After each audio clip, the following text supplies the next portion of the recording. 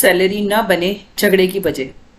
देखिए, पति पत्नी अगर दोनों कमाते हैं तो ये बहुत ज़रूरी है कि खर्चों को इस तरह से मैनेज कर लिया जाए कि सारा खर्चा पत्नी को भी ना उठाना पड़े और अकेले पति के ऊपर भी सारे घर के खर्चे का बोझ ना पड़े। सैलरी के अनुसार जो भी घर के खर्चे हैं उनका बंटवारा इस तरह से करना चाहिए कि छोटे छोटे खर्चे हैं वो भी इस तरह से डिवाइड हो जाएं कि एक अच्छी खासी बचत हो सके।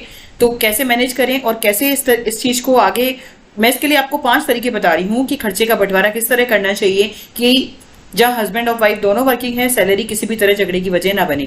तो चलिए फ्रेंड्स, शुरू करते हैं आज का video. Welcome to being a woman and let the saving begin. मेरी प्यारी सखियों, अगर आपके हस्बैंड और आप अगर दोनों वर्किंग हैं तो देखिए, शादी बहुत एक प्यारा और अटूट बंधन है जिसमें कि जिम्मेदारी दोनों की अगर बराबर है और अगर दोनों वर्किंग है, दोनों कमा रहे हैं, तो खर्चों का बंटवारा भी इस तरह किया जाना चाहिए कि किसी एक के ऊपर जरूरत से ज्यादा बोझ ना पड़े। क्योंकि अगर ऐसा होने लगेगा ना तो जो घर का खर्चा जो है और जिम्मेदारियां जो है उनके बीच में आपस में सामंजस्य न बिठाने पाने की वजह से जो है पैसों को लेकर के खटपट शुरू हो जाएगी। इस खटपट को कैसे रोका जाए, किस तरह से लाइफ को मैनेज किया जाए, किस तरह पैसों की बचत किया जाए, इसके लिए I will just share 5 points with you in this video को पूरा लास्ट तक देखिएगा माय डियर फ्रेंड्स। जो फर्स्ट पॉइंट है वो है ये है कि अपनी सैलरी एक दूसरे से ना छुपाएं। इस तरह से जो खर्चों का बंटवारा आपस में ठीक तरीके से नहीं हो पाएगा और अल्टीमेटली क्या होगा, सिचुएशन जो होगी ना बहुत गड़बड़ हो जाएगी। इसका असर आपके घर के खर्चों पर तो पड़ेगा ही पड़ेगा, साथ ही ये जो सैलरी छुपाने वाली बात है ना कि आपके आपस में जो है झगड़े की वजह भी बन सकती है।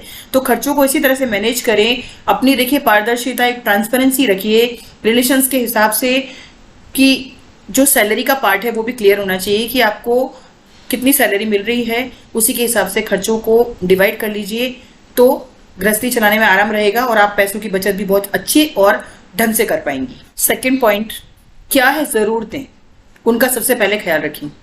बिजली का बिल, पानी का बिल, जरूरी हर एक महीने की ग्रॉसरी, स्कूल की फीस बच्चों की, LIC या कोई इंश्योरेंस आपका चल रहा है तो उसके प्रीमियम्स, पेट्रोल डीजल का खर्चा, जो भी जरूरी खर्चे हैं उनकी लिस्ट तैयार कर लें एक बार और दोनों की सैलरी के हिसाब से कुछ बचत का पार्ट अलग निकाल करके सैलरी का बंटवारा कर ले कि किस तरह से कौन सा खर्चा किस तरह से किया जाएगा।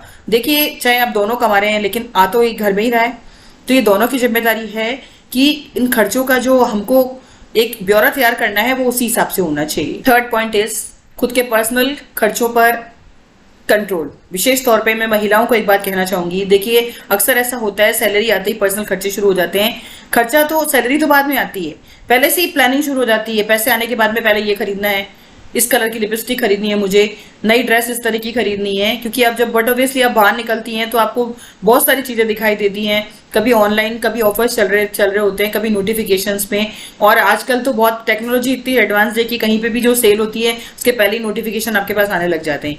तो ये पर्सनल खर्चों से आपको बहुत बचना है कि ध्यान रखिए, जब आप अकेले नहीं हैं, आपके पीछे पूरा परिवार है, पूरी जिम्मेदारियां हैं, तो बहुत सोच समझ कर खर्चा करें। अनटिल एंड अनलेस आपको किसी चीज की वाकई जरूरत नहीं है, पर्सनल खर्चों पर कंट्रोल रखिए, पर्सनल खर्चे बिल्कुल भी मत करिए। फोर्थ पॉइंट इज सैलरी के बंटवारे के साथ साथ सेविंग भी जरूरी। जिस तरह से मैंने कहा है कि खर्चों का बंटवारा कर लें माय डियर फ्रेंड्स, माना कि आप लोग आपसी सहमति से घर चला रहे हैं, सब जो है खर्चे हैं आपकी आपसी सहमति से हो रहे हैं और आप दोनों उसको अच्छी तरह से मैनेज कर पा रहे हैं, पर इसके साथ साथ आप दोनों की सैलरी में से ही बहुत सेविंग होना जरूरी है। क्योंकि देखिए, महंगाई के इस दौर में बहुत ही मुश्किल है कि घर को चलाए और कम से कम आप दोनों की सैलरी में से 40% जरूर बचना चाहिए पैसा। देखिए, यही सेविंग आपके आने वाले वक्त में भविष्य में आपके काम आएगी। Last but not the least, पैसों की अहमियत को समझिए।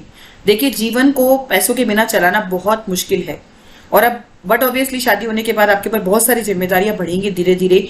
तो शादी से पहले भले ही आप थोड़े बहुत खर्चीले रहे होंगे, लेकिन ये अब बहुत ध्यान रखिए कि जितना हो सके खर्चों को कंट्रोल करके चलिए, सीमित में जीना सीखिए माय डियर फ्रेंड्स।